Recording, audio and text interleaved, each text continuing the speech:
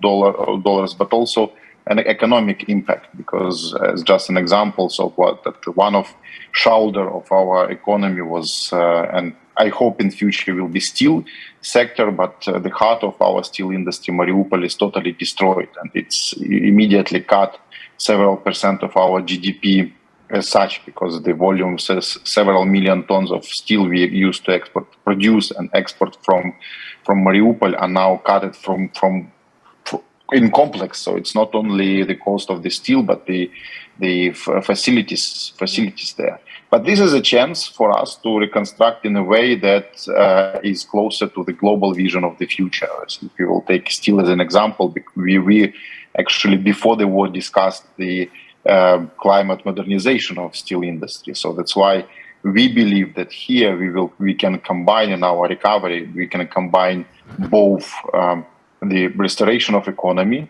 and also like presentation of the, let's say, global vision of the brighter future for the world. And that's why I believe we deserve solidarity with our partners, with the world, that it's not only an appeal for helping to Ukraine that suffers from the aggression, but also help for the help in actually showing and promoting a global vision of sustainable development, climate-friendly development, and development that will bring brighter future for us and next generations. So that's why our appeal here is not only about figures and scales, but also Indeed. How we can combine all efforts that we explored before 24th of February, and now all these efforts are becoming even more important for all of us, because what we are looking for is not just simply reparation what was broken, but to actually create a plan, if we are talking about Marshall Plan, that will bring us to converge us more with our allies, with the European Union and the G7 states economies, and also help us to jump and to leap into the future that we jointly promote in our efforts against Russia today. Absolutely. Well, thank you very much, Deputy Minister, for that scene setter. I just wanted to remind the audience, we do encourage audience participation, so please do submit your questions if you have any via the GlobSec app or the old-fashioned way, raise your hand. I'd like to talk a little bit more about this Marshall Plan concept, right? Because the original Marshall Plan funds were more than 90% grants and less than 10% loans. So what sort of shape should or can rebuilding assistance to Ukraine take? You know, there's been calls for Western powers to guarantee Ukrainian government bonds, for example, but that would leave Ukraine more heavily indebted. So, Arup, if I can come to you, what options are available and how can multilaterals, DFIs, governments, and the private sector work together? Thank you, and such a pleasure to be here with this panel. Look, I think, let me talk about two things. First, the Marshall Plan concept, right? You're exactly right that the Marshall Plan was mostly about grants and a little on loans, and that actually was tremendously important in the short years, the 4 years that the Marshall Plan was actually enacted to bring forth some of the change for Western Europe at that time. But it's also important to remember, as people like Barry Eichengreen has reminded us, that the most important part of the Marshall Plan was actually the transfer of technology. What the Marshall Plan did was really form a strong partnership between the US at that time and Western Europe that brought technology, very much as Taras, you've talked about, right? Bring the technology, bring the ideas, bring the modern ways of doing business, bring the efficiency to Western Europe to enable it to grow on its own. So a huge part, and I'll talk a bit about the mix of foreign assistance, but a huge part of what I think the global community needs to help Ukraine with is the vision that Taras talked about, to help build Ukraine's own self-sufficiency, to help Ukraine have the resources, the revenues that can actually help it grow and restore itself to an economic powerhouse. Now, what about the loans versus grants storyline that you asked about? You're absolutely right that for Ukraine, especially given the devastation that it has gone through economically, not just in terms of infrastructure, repaying high-cost loans over the short term is going to be tremendously difficult. And it would be a crippling burden, because that would actually make the budget more use its scarce resources for repaying loans rather than for the services that it provides. So part of the solution is, and we have laid this out in some of our work, is to think through a gradation of resources. First and most importantly, grants. I think grants are what the global community in the short run needs to provide. Lisa, you'll talk about this a bit, and I really want to applaud the US, who has really stepped forward in providing $7.5 billion in grants, pure grants for economic assistance in the short term. But grants are difficult for many countries right now, given the economic situation of the world today. So the next tier really has to be loans, but loans that are concessional, highly concessional to the market, right? And that's where organizations like ours and Marcus's comes in, because essentially these are not loans on market terms. Market terms for Ukraine right now are impossibly high, but they are concessional to market, under 2% a year, and very importantly, with a substantial grace period before Ukraine will have to repay it again. And let me make my third and final point. To the extent that the global community has grants that are not large enough, like the US contribution, a huge value proposition for those grants would be to actually buy back the terms of even the concessional loans, especially by having a longer grace period, 10 years, say, before Ukraine has to restart it. And then, with the economic growth that we hope that Ukraine will see, Ukraine will be in a position to pay back by itself without putting a huge burden. Absolutely, absolutely. I'll let Marcus please add into that. Yeah, sorry, I very much agree to what Arup said. I think there's different tiers. I think one other aspect I would like to bring to this is that on top of grants and loans, I think of institutions like ours or the EBRD or others, I think there's also a crucial role to bring in the private sector investors in this. And that brings us then also to the accession process of Ukraine, or I don't know, the association of Ukraine to the European Union, because I think that is then related to what you said at the beginning, the technology transfer, but also the transfer of real financial resources of the private sector. And there's, I think, a role that we can also play as promotional banks to facilitate this, to structure this, to provide the confidence and to catalyze these funds into Ukraine. Absolutely, thank you. Marcus, I'd like to stay with you for a second, because the EIB has increased its investment in Ukraine following the Russian occupation of Crimea in 2014. And, it knows the country well. And speaking in April, the EIB president, Werner Hoyer, said that Ukraine hasn't always been an easy partner. And even prior to the war, governance considerations were material to Ukraine's credit profile. Effective bureaucracy was a key factor in the success of the original Marshall Plan. So to what extent does this issue remain a barrier, potentially, to international cooperation in the reconstruction? I think that's a very good question, because it's on everybody's mind. But I think there's two things, and of course, we, like with all partners, you always face some of the challenges that you work with, but we manage to work with many partners around the world. But I think there's two things that changed fundamentally going forward that make me very optimistic on this front. One is, I think the relationship of the Ukrainians with their government has changed dramatically in this war. I think it's sad, the occasion is very sad, but I think there is a different perception of the value of having these institutions, a different perception of being a country. It's not like I try to maximize my gains or I try to minimize the taxes I pay or other things. It's a clear understanding, and that I think has changed for very sad reasons, but it certainly has changed. And the other thing that is very important is this is trying to link the reconstruction that hopefully we start, to my mind, even earlier than as early as possible, if not now, to link this with the prospect of joining the European Union, which provides a very strong anchor institutionally,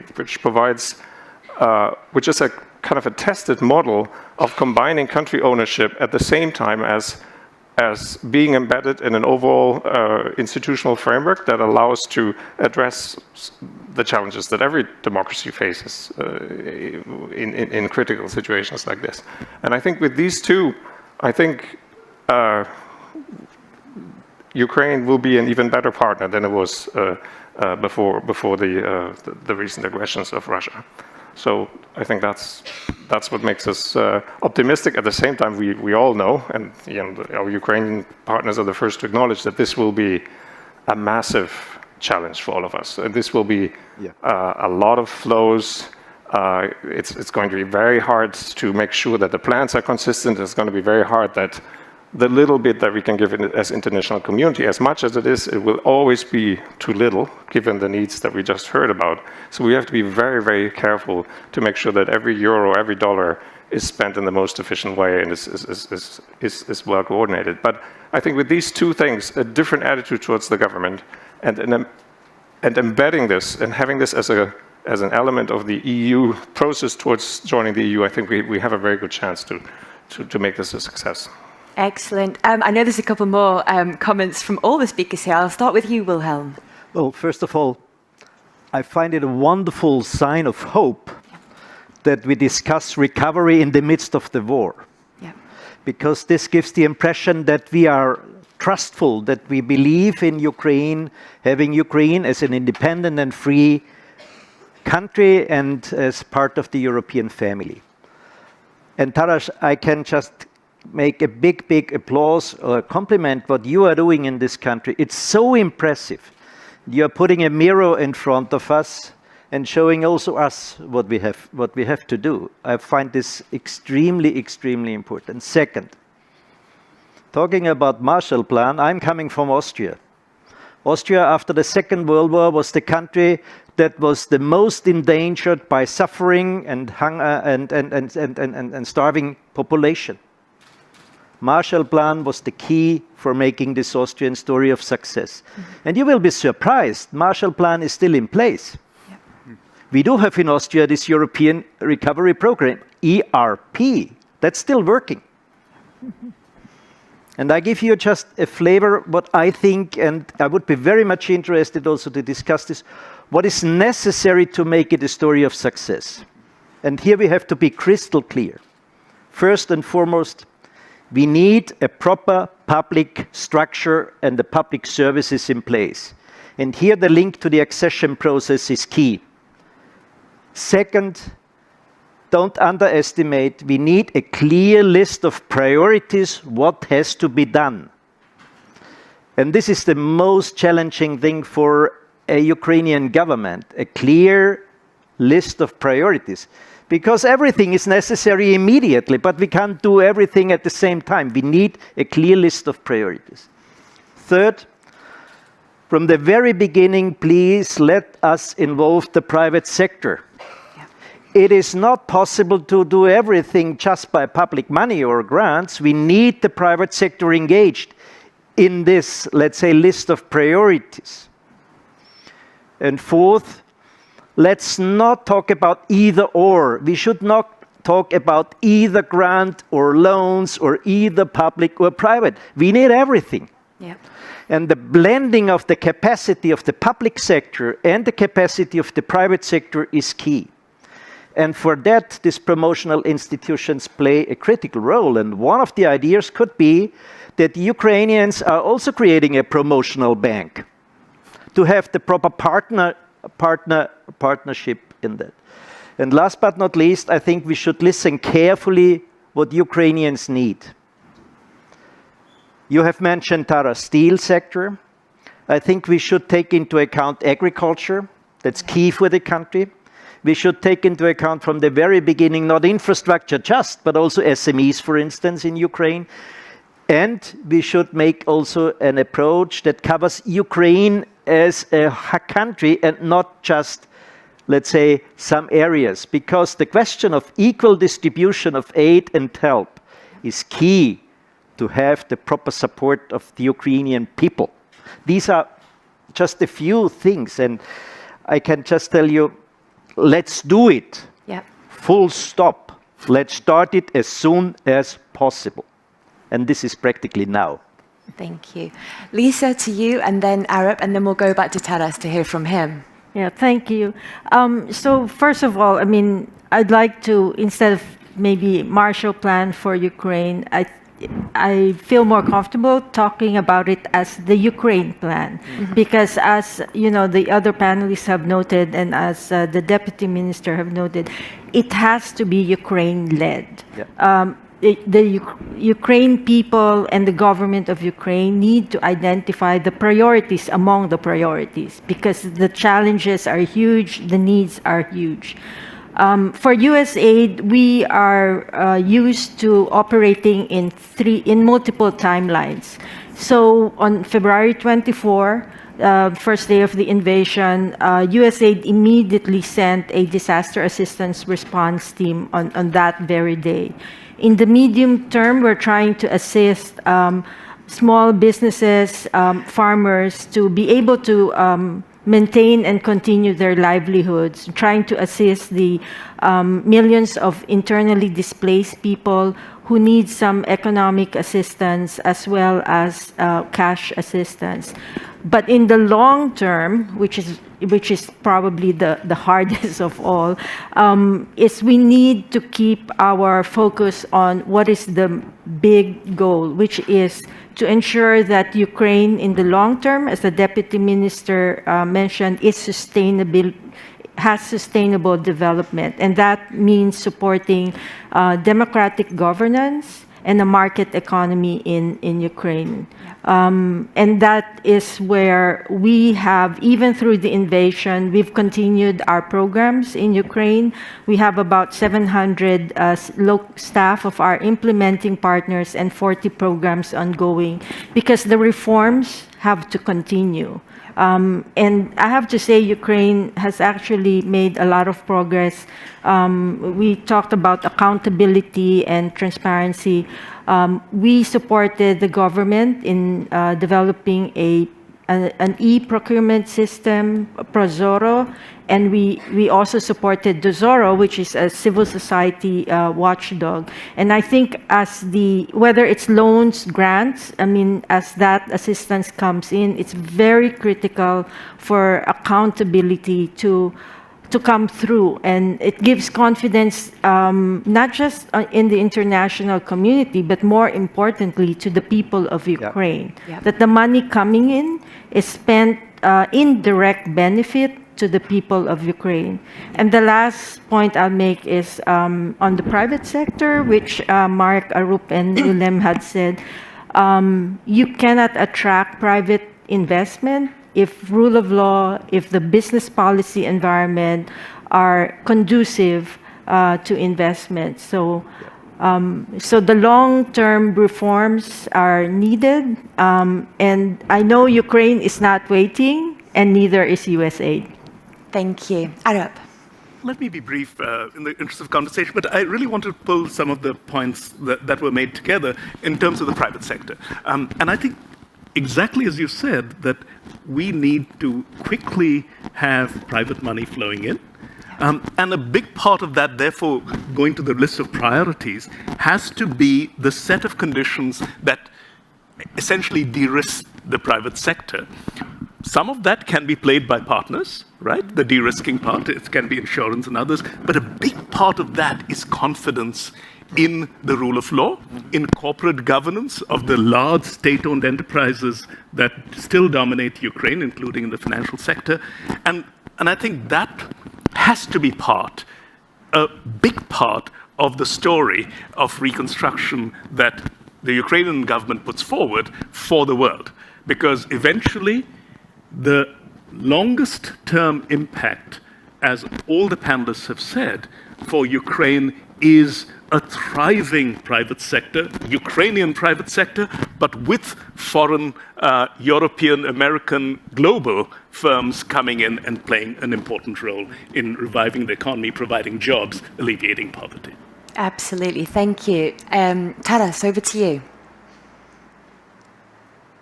Thank you. I just make a lot of remarks, but I think that we have a rather consolidated view and comprehensive view. So that first of all, I would like to highlight that actually the nature of our discussion about economic recovery is also a part of big solidarity. So it's not like our bill for please pay for the damages made by Russia. So for me, it's wrong, because this is a case for reparations. So that Russia should pay for the damages it is doing, and I hope that we will be at that moment when Russia will do reparations, because we all believe that Russia will lose this war.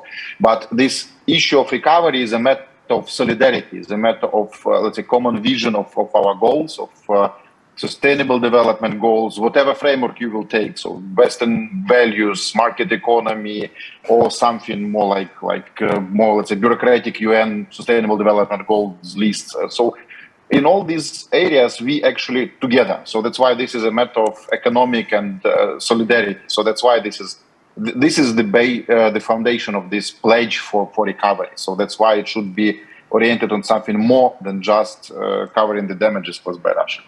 Second thing that I would like to highlight is that we already have a resilience of Ukrainian business that actually helps us a lot. So that banking system operates, communication operator, mobile operators works quite well. Ukrainian Railways is doing best in delivering goods into Ukraine, out of Ukraine, etc., etc. So that's why I think that this initial shock of war was actually we managed to go through it, and now these core elements of Ukrainian economy is operating, and this is a really good sign for everyone. So also for the early investments to come into Ukraine. So with your support, and as well, so that you know that Ukraine has really diversified economy with really strong connections to the private world. When we are talking about agriculture, for example, agriculture is actually a force.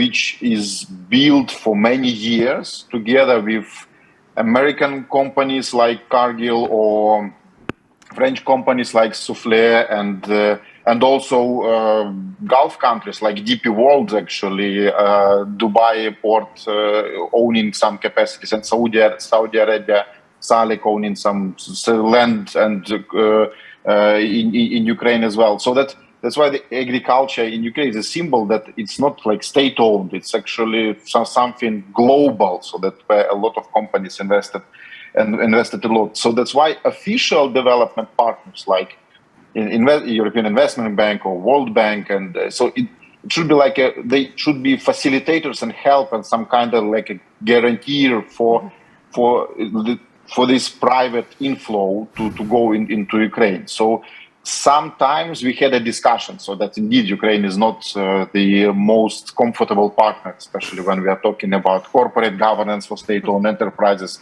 and our constant fights with what we are thinking like a sovereignty or a better solution for better understanding for global world.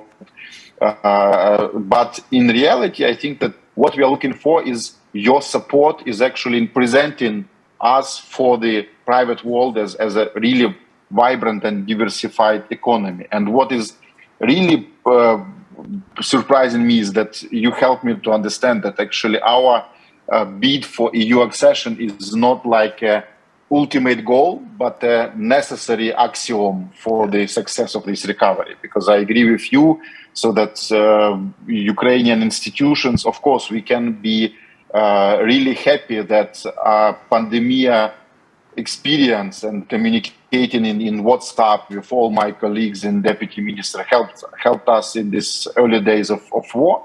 But in reality, sustainable institutions is what we need in order also to attract and to actually manage this big idea of economic recovery. Yeah. And in reality, I think just to conclude from what I said at the beginning, the idea of recovery is not just another plan for like development or support. So something we used to develop together with World Bank and USAID and Investment Bank. This is something new. This is a real political pledge to the world that we need something more, and not only in terms of scale, so billions, not only in terms of the cost, because the question of grants and loans is just a mere question of cost of these finances, but something like big intellectual investment into making this, let's say, final step for converging Ukraine with Western world finally completely. Like this war actually detach us from Russia completely with no nuances or no discussions, because it's just simply they are enemies and we are fighting against them, but you are friends and you are our allies. And this economic pledge here is just like a final step for the economic convergence with our partners. Thank you. Thank you, Taras. I have one question that I'd like to bring up now, because if we were to do a word cloud of a lot of the conversations that we've heard over the past couple of days, it's things like solidarity, collaboration, partnership, which are all, great sounding words, but let's talk about what that means in practice, because, and this has been alluded to, with rising food and gas prices, the possibility of a recession, many Western states are, I assume, focused on combating issues at home than on help for Ukraine. So beyond promises and commitments from Western leaders, how much political will and support from the populations really exist for such an exercise? Wilhelm, I'll start with you. Well, first of all, we have to fight for that. That's by definition, because solidarity is not a given. By the way, nothing is a given currently. Fighting for solidarity means also fighting the war fatigue. This was a discussion about the last couple of days, and this is our obligation, full stop. I would make, Taras, two comments. The one is, I think we should really consider the strong link between the accession planning and stages and the recovery planning and stages. This is extremely important. And for that, I think a seconding is necessary. And this comes also to what GlobeSec is planning to do. We are talking about money, and that's obvious that this is necessary, and I think we don't understand in full what's the amount really needed. It's in any case huge. But what Taras said, and I think we should go a bit deeper, please give us also an indication where you need advice. Because the one thing is to have money, but the other thing is to spend money in the right direction for the right priorities in a proper manner. And I think this is something crucial that we can offer also, not just GlobeSec, but many others. Besides money, it's also advice and giving, let's say, the right support. And this is for me a key thing.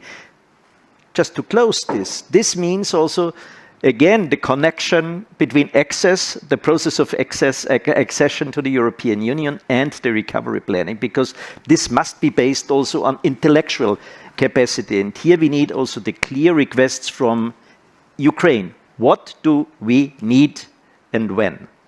One element we have not tackled, and I find this critical and important, we should talk also about social infrastructure, because this is something of urgency for a country post-war. Hospitals, schools, kindergarten, and all these things. And this is necessary also to convince the people in Ukraine. Absolutely. Arab, over to you. I really am glad you brought up the last point. And let me build a bit more on that.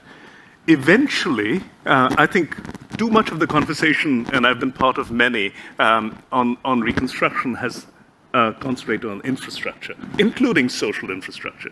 But actually it is about, as Taras, you put it brilliantly, about a vision for Ukraine's future. Indeed.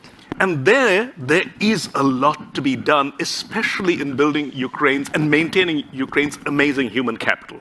So what you have in Ukraine, as all of you know, one of the things that we haven't talked about yet, is Ukraine a world leader? Yes, in agriculture, but also in technology, right? In the tech industry. Yeah. Ukraine has has created as many unicorns as continental Europe over the last 3 years. This is a fact that's not actually well understood. So you have actually in Ukraine a tremendously strong infotech area, which is small, it's contained, and it's not broad.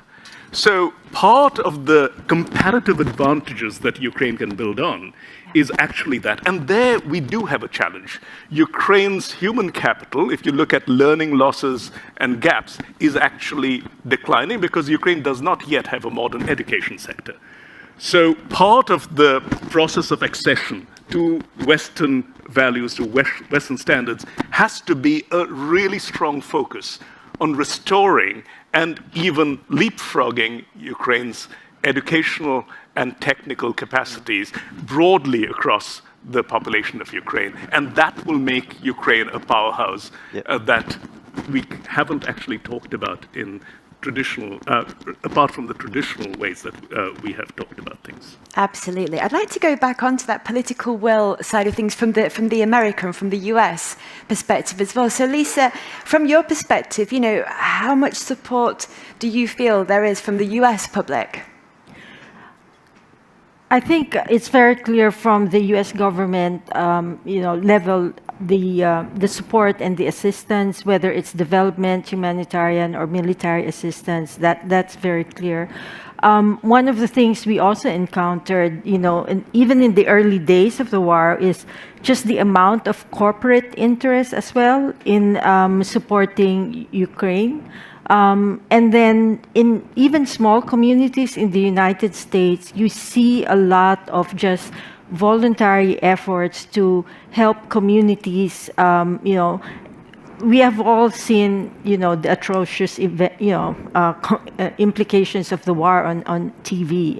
And for the United States, as a me as a public official, but also in private, Ukraine is fighting for the soul of its country. Yeah. And there's nothing probably more dear to each and every one of us than the values we hold, on liberty and freedom and respecting the territorial integrity of a sovereign country. Yeah. So I think many of our friends in Ukraine have said they are fighting for the values that we hold dear. And this resonates not just with somebody working in government, but, even with, our populations in communities, in rural areas in the United States. And I think that's why, if I may, with my European friends, it's also why Europe has come together in such a way that, probably not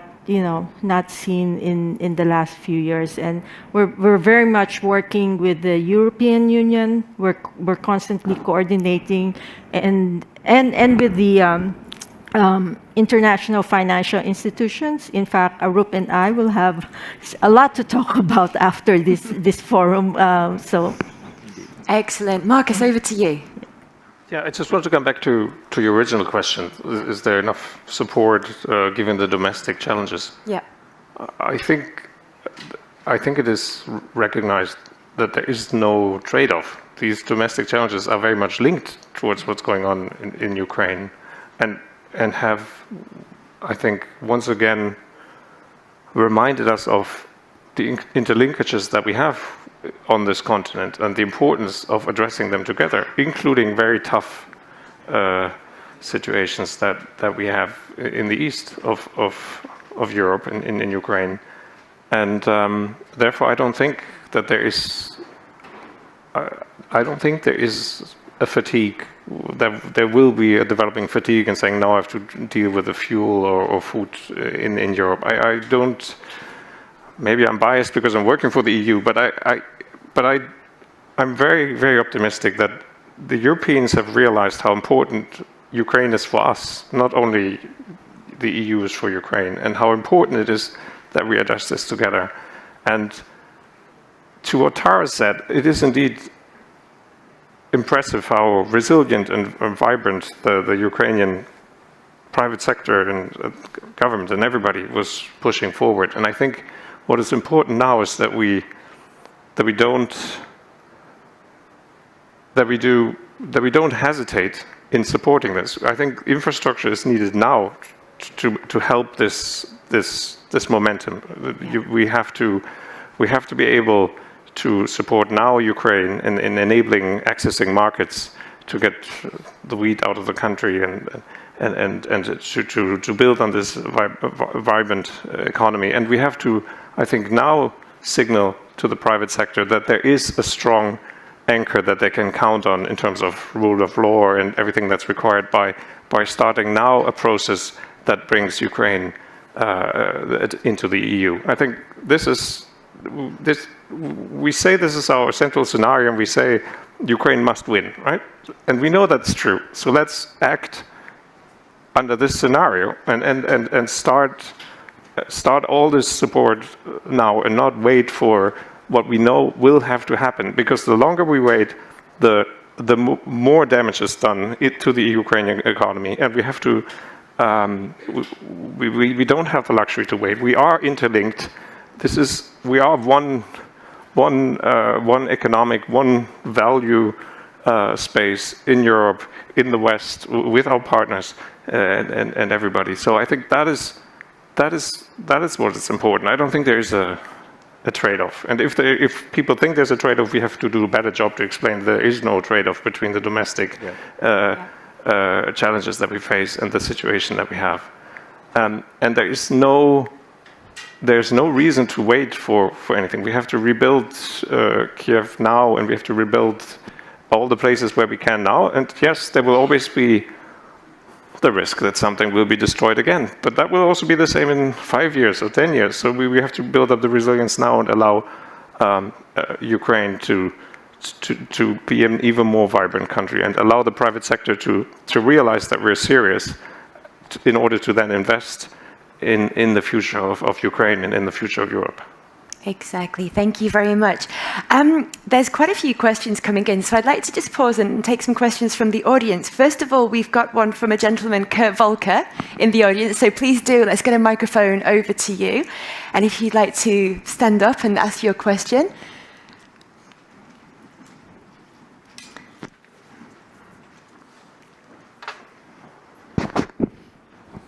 Well, thank you very much, and I'm delighted to hear all of the comments and all of the agreement here.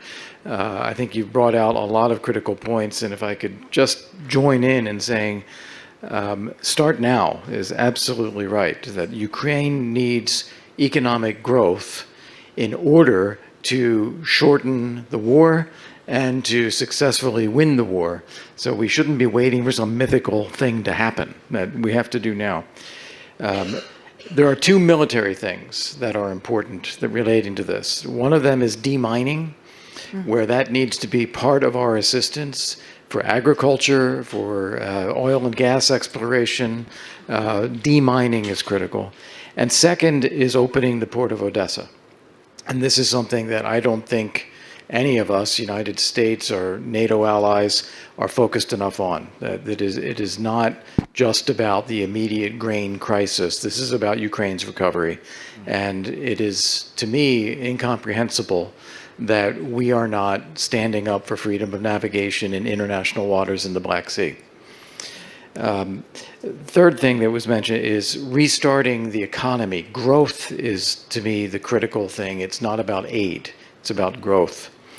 And finally, despite all the agreement here that we've heard, which I think is tremendous, I do want to point out that there will be different expectations.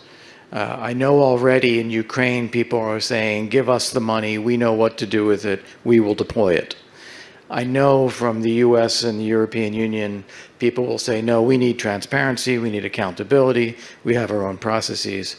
So my question and recommendation is, are we taking steps now, because we need to be acting now, to create a new mechanism for Ukraine and its priorities and needs to be expressed, for the US, the European Union, the international financial institutions to be listening to this, coordinating activity, and making decisions on programs and implementation.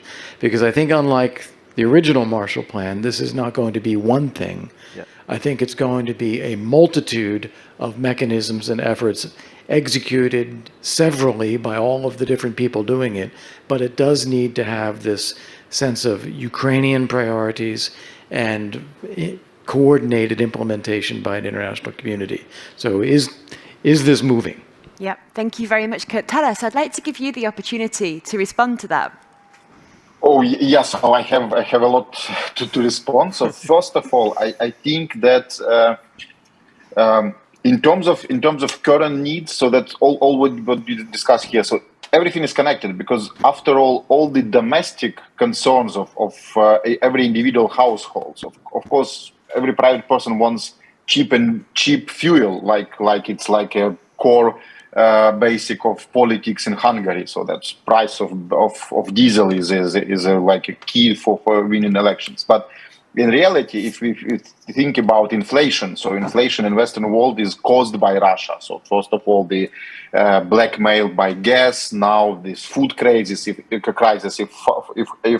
half of the percentage points of inflation is a food inflation, this is food inflation caused by food crisis and by blockage of seaports. And by the way, it's actually, I agree with Kurt that we need to unblock Odessa port, but we please be aware that there are 3 ports nearby Odessa, so Chernomorsk, Pivden, and Odessa, and Mykolaiv as well. And only all 4 of these ports can actually satisfy the demand for our wheat. So in any case, even partial unblockage of seaports will require further investments into logistics on western border, land border to the EU, and export of grain to the EU. But so, and if I cannot even want to imagine, but if Ukraine and Western world will fall in this war, it will bring to investments in Western world very gloomy moods, and it will bring more economic problems to the Western world, because of this global geoeconomic competition, etc. So that's why this solidarity in economy and in combining with military solidarity is important for resolving domestic problems. And it's going from the very high strategic request for this Marshall Plan into something which is even more important, like unblocking seaports and resolving food crisis. It is important for Egypt and for Germany in equal terms, but for Egypt it is a matter of hunger. For Germany it's a matter of inflation, which worries all people in Germany. But the problem is there in Black Sea, and now how Russia present this is that they will give us a grace of freedom of passage in our waters. So just it's not normal. So it should be otherwise. So we need to highlight that it's actually their guilt that there is a food crisis. But you know that this 1 hour session is not enough for even to list this set of problems, because it's really too comprehensive. So that's why we need to think and to complete this list, and how different instruments coexist and cooperate with each other now, because the initial shock of aggression actually passed.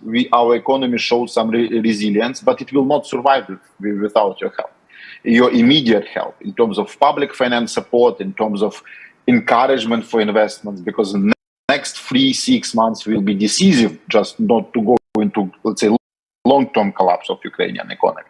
But we need to be aware that when we are talking about Marshall Plan, usually we are talking about a very big set of different instruments. So like EU accession is also part of these instruments, because it's about institutions. So of course, when we are talking about unblocking seaports, is just that this is also part of this Marshall Plan, just to give our agriculture possibility to operate and feed the world. But this is more market driven. So we need to unblock problems for private market to continue to operate.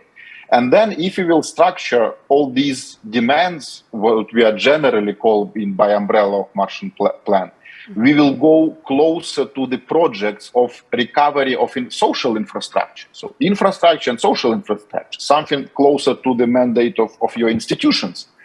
So that's why what is needed from Ukrainian government is just this clear vision, how we actually make all these elements of puzzle into one picture. That our pledge for EU accession is actually our offer and promise that we are going to complete construction of proper institutions and proper governance to attract investments.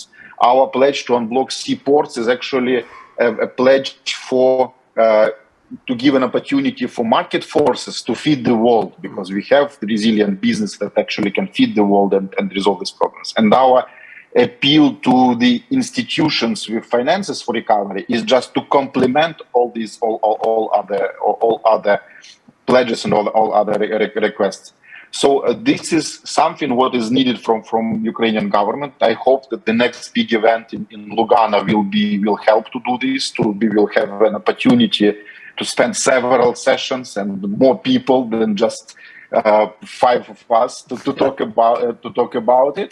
So but this is really what is needed now, because we cannot simply reduce the complex request from Ukraine to the world into simple formula. We need a Marshall Plan with $1 trillion of US dollars. So in reality, we need very complex effort, very intellectually demanding effort of combining different processes. And we cannot just simply reduce it into one project management unit which will do everything. EU accession, investment attraction, unblocking seaports, the mining, etc. So this is really huge effort, and I am really glad that we are trying to make these connections in these discussions, and I think that we will manage to develop it. But indeed, the results should be visible already now for coming weeks. So we have really no time for longer planning or longer project management. Thank you. Thank you very much. Now, we have about 10 minutes left. There's a lot of questions coming in. I'm going to take a couple, but please do keep them brief. The lady at the back first, who has had her hand up for some time, and then I will come to you. So if you can stand up and introduce yourself. I'm going to give the mic to my Ukrainian colleague. Please. Thank you, Melinda. Taras and colleagues, my name is Pavlo Sheremet. I'm the fellow at Globsec now, but I used to be the economy minister in 2014. Taras, it's less of a question, more a short remark. I want to compliment the current team at the Ministry of Economy for pushing the reform, actually, despite the war. And what you're doing in trade and what your colleague Ihor Dedura is doing, pushing the new labor code, what the minister is doing, correcting the mistake with now basically deregulating the gas market, I mean the gasoline market, exactly, and many other things that you're doing. That's what's needed, and this is a precondition to facilitate innovation and entrepreneurship and small business and competition in Ukraine, and all of these things are needed. So please keep going, and thank you very much, and back to you, Melinda. Thank you. Question from this lady here, please. Thank you very much. Evelina Chakarova, Director of the Austrian Institute for European and Security Policy based in Vienna. I would like to start also with a very short comment to bring in some optimism amid this precarious situation. In my view, I mean, having observed Ukraine's development and progress when it comes to association agreement, when it comes to participation in this partnership, Ukraine will not start from the scratch. There is a document that is more than 1,000 pages already that Ukraine has signed in 2016 and has been implementing, and all of these areas that you've actually mentioned, there has been so much progress in that. So that's the first optimistic comment. Second one, what I've observed this time, because Ukraine has been already twice invaded in 2014, right, in Crimea and in eastern Ukraine. And it was not because of NATO expansion, it was because of European Union membership. So it's also very important for the narrative. The second optimistic note I have is that what I've observed is crowdsourcing, crowdfunding. A lot of successful stories coming out from Ukraine where people were reaching out to the international community in a private manner. And they were successful in gathering means, but also in the European member states, where people collected money for military assistance. So we should also not ignore this. My question, very short one, regarding reparations from Russia. We had this really new moment in the Western sanctions that is freezing reserve assets by Russia. Do you think that this kind of, I think, 250 billion that are now frozen can be considered for the reconstruction, even now amid the war? Thank you. Thank you. Good question. I'm going to give our panelists 2 minutes to answer that. I think, Marcus, perhaps from you. Well, I think, well, first of all, it's beyond my, I'm not working for the Commission.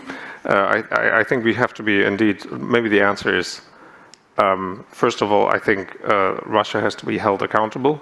And there have, as was said, there have to be reparations being paid. And second, we have to be creative in finding the resources to stem the paramount task ahead of us. Yeah. Now, what is the right or wrong way? How do we preserve the rule of law within the European Union that we just talked about to generate confidence of private investments? And how this will be done is a question that's beyond me, but I think it's certainly something we shouldn't dismiss like this, but seriously look into. Absolutely. Well, this issue is on the table, no doubt about, but I would not rely on that, because if you want to start now, don't wait before the solution on that is there, because to be quite frank, this is an issue where a lot of lawyers will earn a lot of money. So therefore, don't rely on that. Keep it on the table, but don't rely on that. Second comment, I think the global dimension is key, Kurt. And we should also think about what this means in the long-term perspective. For instance, the question of what role the Black Sea will play. Yeah. How do we make the linkage via Black Sea, Caspian Sea, towards Central Asia, for instance? Because all these will be look totally different. Maybe we don't understand in full how it really look like. Third, it's a comprehensive thing. Taras is absolutely right. If you have something comprehensive, you have to start on a certain point of time, because otherwise you wait until the picture is totally clear. And last but not least, one idea could be also to have this, let's say, war fatigue concept or fight it. Yep. It sounds a bit primitive, but if you have a partnership from a city X in the European Union with a city in Ukraine, if you have a partnership on a municipalities level with a region in Ukraine, then you get ownership of our European people in the long-term perspective, because what we should take into account, it's not an issue of months, it's an issue of years, what we are talking about. And we have to keep this level of solidarity alive for long. Yep. Therefore, this regional partnership concept, also to integrate the civil society in this concept, is for me a very, very important thing. I was in touch with the Association of Austrian Mayors, and I know they stand ready to do, and I love it, because then you have really this long-term solidarity, also taking civil society on board. Thank you very much. Now, it's almost all we've got time for. It's been a very, very engaging session with loads of participation from the audience. I'm sorry that we couldn't get to you all. I'd like to give the last word to Taras. Now, the stakes here are very high. Rebuilding a free, European, democratic and successful Ukraine, as we've heard, will require a concerted effort and, let's be honest, hard grind. What are the risks, Taras, of getting this wrong? And what lessons can be taken from the past to ensure that this opportunity is not lost? I think that first of all, so that we had a set of questions here and remarks about the experience and fatigue, and I think that in reality, this our experience after 2014, after the initial invasion of Russian Federation, our experience with our EU accession dreams and implementation of association agreement, and our experience in cooperation with all international institutions. So the word fatigue is used quite commonly, but in reality, this is an experience on which we can base trust. So like here today with the European Union, so that suddenly we discovered that we can easily resolve our issues on the border by recognizing that our rules actually based on EU rules in different areas, in phytosanitary, veterinary, customs, etc., and it can be done easily. So in these fatigues, we have a lot of experience that can be used for the future. Yeah. But what we need is actually to have this, let's say, giant leap of solidarity and trust to Ukraine and from Ukraine to the world in terms of getting something bigger in terms of, as I said, intellectual scale, so intellectual engagement with Ukraine.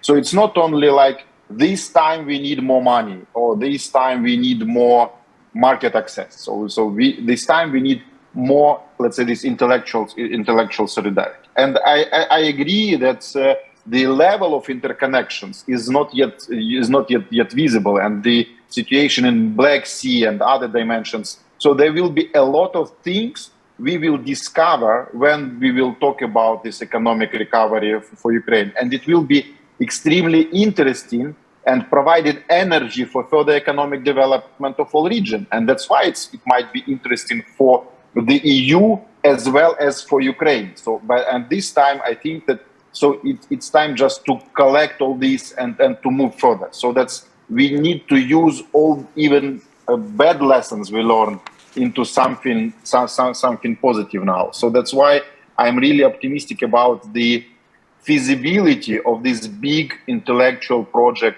we used to call Marshall Plan. So there are good, and you see the comments from audience, because everyone has to add something into this picture. So that's why it's not only for someone on the margins to think about this.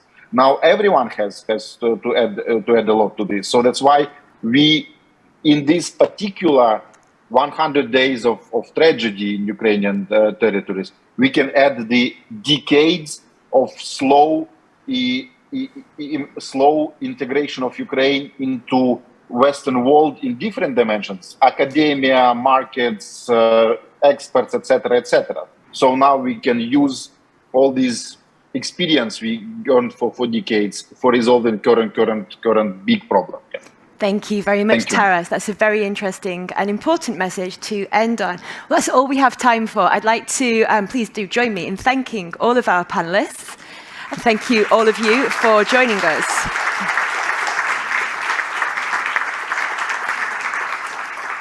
Now, there'll now be a coffee break.